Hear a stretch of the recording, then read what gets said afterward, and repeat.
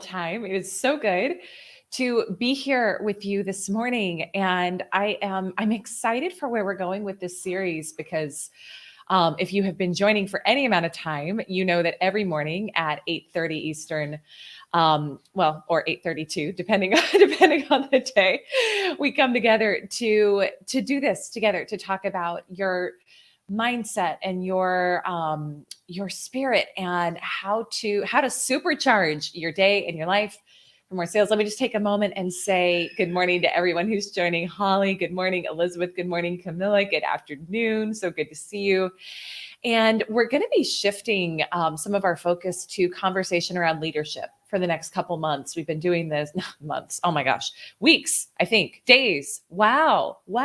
Okay, I'm going to drink a little more coffee before we get too deep into the topic today. Hey, Christina, by the way. Okay, let me drink my coffee and get my words right here. At least the next couple days, we're going to be talking about leadership. We are in our Think and Grow Rich book study, and we're going to be diving into these 11 factors of leadership. And I'm excited about it. I'm here for it. And when I see the women, hey, Kalua, hey, Patty, good morning. When I think about the biggest shifts that I see for the women in our community, but also for the men, because a lot of my private clients are actually men.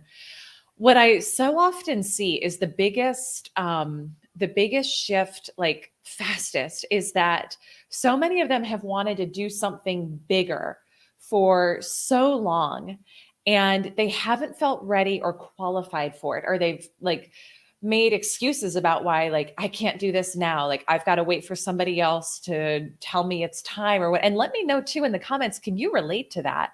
Is any of that showing up for you? Because that was a big part of what held me back for a really long time. And it's what I see within this community is that when we start making some of the shifts that we're going to talk about over the next couple of weeks, all of a sudden it's like what you wanted for so long is just boom right there. And you realize you were the only one holding yourself back from it for so long. So we're going to dive into that. Then we're going to talk about how do you shift from being more of a follower in your life to a leader. So let me just take a moment and say good morning. Oh, Michelle, good morning. I also, before we get into the topic for today, I have to give a shout out. One of our community members, Lisa Silvera, created this scarf. So this is actually for those of you who are in the 10K club. You may recognize this. This is what you're going to be getting when you hit your first $10,000 month. This is a beautiful, she sent me one in the mail this weekend, and I'm just so grateful for it. I wasn't expecting it. It's crystal infused. It's they're all handmade. They're gorgeous. They're not cheap. I'm buying them for every woman who, thank you for the hearts, every woman when she hits her first $10,000 month. And we had so many women hit it that I had to reorder. I just reordered a bunch more. So they're handmade, so they take a little bit of time. But thank you so much for the hearts. If you're in the program and you've hit your 10K month, I just wanted to show you, it's so, oh my gosh, it's so beautiful. It's all my favorite colors in one. So, okay, so let's get into it and let's talk about this. Michelle is saying, I've been a follower in my life for far too long. I'm ready to up level as a leader. Perfect. Okay, this is for you then. So I want to read to you, I'm going to read this paragraph in Think and Grow Rich it's really about shifting from being a follower to a leader. And I didn't see myself as a leader for a really long time. And I remember feeling so just under the shadows of people who I felt like were more qualified, more this, more that, blah, blah, blah than me. And so this really hit home. And it's like 2 paragraphs. So let's dig in. And then I'm going to share with you, thank you so much for the hearts. I'm going to share with you, I think, 2 pieces of making that shift that aren't talked about very much, that really helped me. So Napoleon Hill in this chapter on organized planning says, broadly speaking, there are 2 types of people in the world. One type is known as leaders and the other as followers. Decide at the outset whether you intend to become a leader in your chosen calling or remain a follower. The difference in compensation is vast. This is very true. The follower cannot reasonably expect the compensation to which a leader is entitled, although many followers make the mistake of expecting such pay. So I want you to just check in right now. And I'm going to read a little more, but are you in any sort of, you know, entitled energy or like resentful, frustrated energy that you're like, I should be making more for where I'm at in life? Well, just check in. Are you truly showing up as a leader in all areas? Or are there areas where you're still showing up as a follower? And if that's the case, then it's like you have to readjust your expectations for what you're going to receive in return. And then he goes on to say, and this is important, it's no disgrace to be a follower. And that's true. Like, I don't think everyone is meant to be a CEO. And I don't think it's like being a CEO is better than not per se. But it's like, you got to know what you want. And what I usually see with the members of our community is that they want to be more of a leader, but they haven't allowed themselves to be. So he says, it's no disgrace to be a follower. On the other hand, it's no credit to remain a follower. Most great leaders began in the capacity of followers. Now, listen to this because this is important. They became great leaders because they were intelligent followers. With few exceptions, the person who cannot follow a leader intelligently cannot become an efficient leader. The person who can follow a leader most efficiently is usually the one who develops into leadership most rapidly. An intelligent follower has many advantages, among them the opportunity to acquire knowledge from his or her leader. So I want you to so that's something that really stood out to me because, you know, for years I left corporate in 2015 and started my own business, my own coaching and consulting firm. But the way that I generated most of my clients was by partnering with other companies, like bigger organizations. So I was an independent contractor with bigger organizations. I was a founding team member of a very successful, you know, personal branding company, but it was still, I was one of a number of people who were, you know, who were implementing and leading things. And so, you know, as I've really with She Sells, it's like I have an amazing team. And so I want to be very clear with this. Like, none of what we do would be possible without the team. And that's so important to know with leadership. It really is critical to get yourself around the right people. But this is the first time, like as true CEO of a company, I'm leading the ship here. And so it's so I've incorporated so much of what I learned from amazing other leaders who I've been privileged to work with here at the company. So if you find yourself in a place where maybe you are still kind of in that position I was in, like, be smart about it. Take the lessons and say, what do I like that they're doing? What do I want to implement in my own thing? And now when we talk about leadership, this doesn't just mean you stepping out and starting your own business. Although for a lot of the members of our community, I know that's part of why you're here. It could be leadership in all areas of your life. We've got a lot of people in our community who want to launch a program, but they want to still remain, you know, an independent contractor, partner with another company. Maybe they want to launch a podcast and get more visible in that way. And so when I talk about leadership, it doesn't just mean you're stepping into a CEO role of a company. There's a lot of things it can mean. But let me know in the comments because I want to really speak to you who are here live today. What is it that you are looking to take greater leadership of in your life? What is the thing you have wanted to step into greater leadership around that you haven't yet? And what is it that you feel is holding you back there? So I want to really dig into that this morning. Let me take a moment to welcome everyone who's joining live. Nancy, Laura, Bambi, Mustafa, Maria Elise. So good to see each of you. Adelina on Facebook. Good afternoon. Good to see you. Thank you. So here's the two things. So when we talk about making this shift from following to leading, making this shift from being a follower to a leader, there's two things that really made a big difference for me that I don't think are talked about as much in the leadership books I've read or in coaching programs I was a part of previously. And the first one is you have to know no one's going to give you permission. Like, no one is going to give you permission to do it. So if you're sitting there waiting for someone to give you permission to launch the program, do the thing, get more visible, go for the raise, go for the promotion, no one's going to come give you permission. And I was having a conversation with one of my coaches a couple weeks ago where she challenged me to start putting out 6-figure programs. And I remember, and it's funny because I invest that much in my own coaching. So it's like, I'm willing to invest that much in my stuff. But when she said that to me, I was like, ooh, like, wait, like, are you sure? Is that like, and it was such a great moment. It was such a great clarifying moment, as these always are, of what our own limiting beliefs are. Because when she said that, I had a moment where I was like, wait, would people pay for that? And I was like, wait, and he's like, you pay for that. You put that much out. But what she said, and this is, and actually, I think I kind of I put two and two together on our call.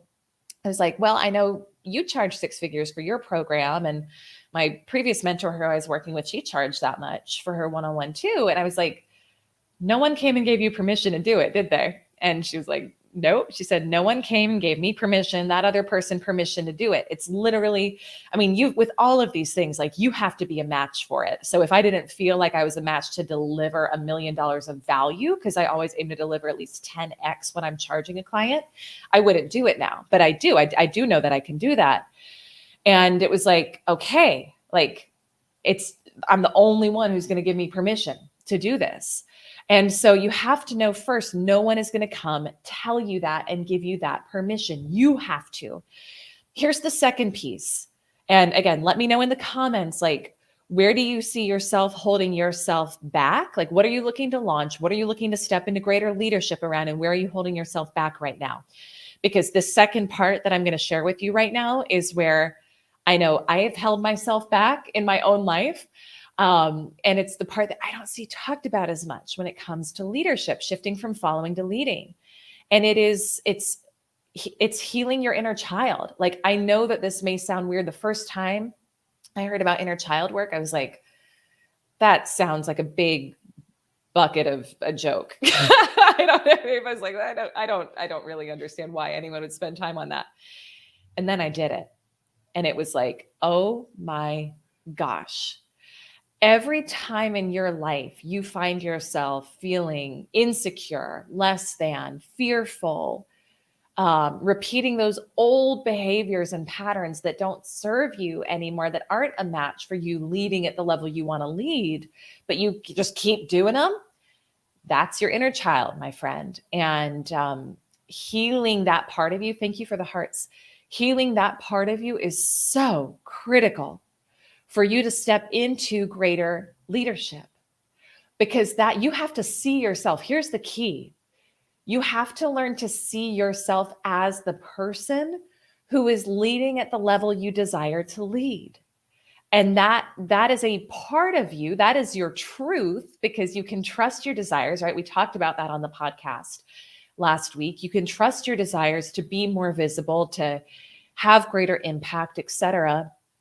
But that is the real party. Like, that's your truth. But that inner child, whoo, she or he will try to keep you where you are. And it's nothing wrong with them. It's just like, they learned growing up that it wasn't safe to be visible, or that they weren't right, or that they weren't worthy of having what they wanted.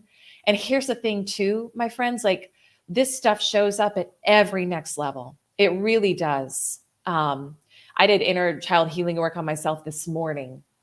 And I've noticed in my own life, every time I'm about to like really up level, there's like contrast that shows up. Okay. Let me know if you can relate to that. But that is like, that's part of how you know that you're at an up level, is that you're kind of mirrored back with things that are like old patterns, old limiting beliefs, yada, yada. And I'm not going to go into a lot of detail, but there's just some family stuff this past week that came up where it was like parts of myself, parts of my inner child that I felt like had been very like calm and cool and good for months, for a long time, came back up. And it was like, oh wow, this is interesting. Like, 12-year-old Elise is really showing up for me strong right now. And she's not the one who leads our company to where we're going. And so I got to do some healing work with her this morning, and that was really powerful. And you keep doing this stuff, like, you keep doing it again and again and again. And it's really important. But I talked about this on my Insta stories this morning. Like our guest speaker in Sedona is my shaman Marie. She's phenomenal. And she's the first one who said this to me. And it was like, gosh, it's so true. You will always heal to the level of your consciousness. So I want you to really take that, and you will heal to the level of your consciousness. So there's, as you go for the next up level, which if for you, that's like stepping into greater leadership, then there's parts of you that are going to need to be healed. And that's that inner child, right? Anytime you feel insecure, anytime you feel fearful, again, anytime you're repeating those old behaviors, that's inner child. All right. So we don't make ourselves wrong for it. We don't go into judgment about it. We just have awareness about it and say, okay, what is this situation like bringing up that's reminiscent from my past? What's asking to be healed right now? And then just know, like, you'll heal to the level of your consciousness now. And when you're ready for your next up level, like when you're ready to step into that next level of leadership in your life, then there's going to be other stuff that comes up, and it's okay. That is the process. It's like a big initiation. Okay. And it's a loving one too, because you get to really love the person who you become along the way, because those parts of you that feel fearful and scared and nervous and small, those are protective layers that you've built up over the years. And it was just a defense mechanism. But for you to really powerfully step from being a follower to a leader in your life, in your business, and whatever area you're looking to lead, we have to learn to shed those.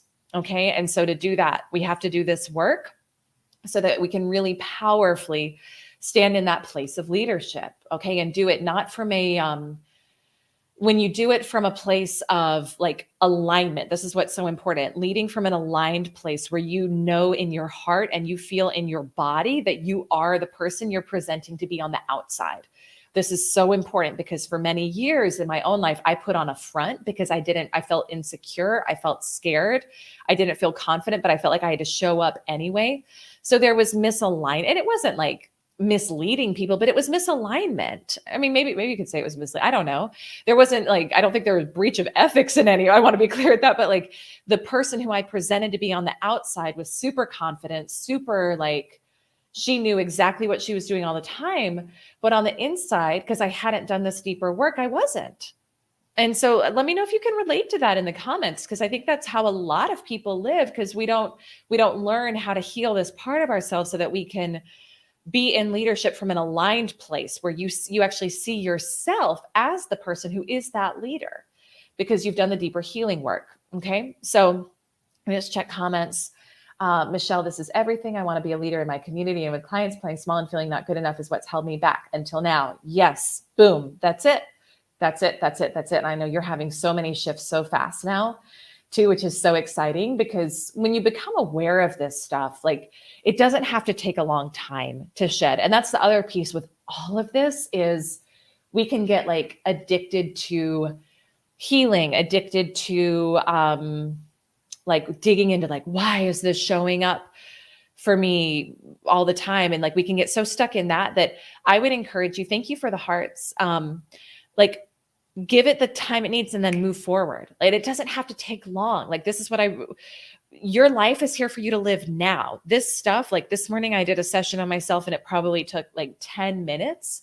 So it doesn't have to, like, we don't have to stop everything and spend a year investigating what happened. Sometimes that's what we need, but usually not. Okay. So you can heal this stuff fast and shift it fast, because you're here. Like healing is not your purpose in life. Okay. Healing is not your purpose. You're here to experience you at your highest level of leadership, your highest level of joy, your highest level of love. And so we want to honor the parts of us that are showing up along this journey, heal them, and then move forward so you can step into your greatest leadership. I see some comments coming in on Facebook and YouTube, but let me pause real quick on Instagram. Camilla saying, a penny dropped. I need to heal to become an even better mom that matched my professional image. I see how my mom sometimes showed up. Yes, sister. Yes. Yeah. You will, as you do this work, you will find parts of whoever raised you showing up that need to be healed. And that's very much so. And so that's great awareness. And you'll be like, oh, I'm showing up as my mom right now. I'm showing up as my dad right now. And parts of that can be really great. And then parts of it, they were doing the best they could with what they had, right? So the parts where they were struggling that you're repeating, just awareness on what that is, and then realizing that you're at full choice to make a change in your life. Okay. Jen, good morning. Inner child is no joke, right? I know.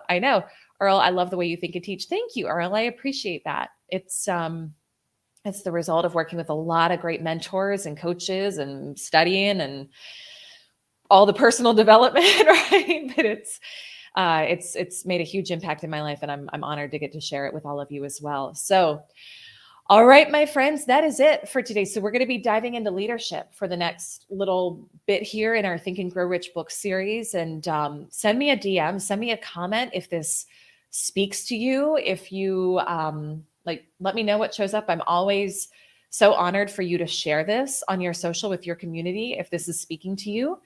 And I'd say a couple quick announcements. One, we're on a coaching wait list right now for private coaching. So I know some of you have reached out to me in the past and said, hey, I want private coaching, yada, yada. And I just want, we're on a wait list right now. So if you want that, send me a DM and we can get you on a wait list. Sedona, I haven't checked yet. I think we may have one room left in the room block right now. Maybe, I don't know. I need to look at our dashboard for this morning, but we may have one room left in room block. So it's a great time to go ahead and grab that. It's about half off the room. It's just first come, first serve on that. Jen is saying positive side. We will know how to help our kids get through their inner child healing when they become adults. Oh my gosh. Right. This is we have so many more tools, so many more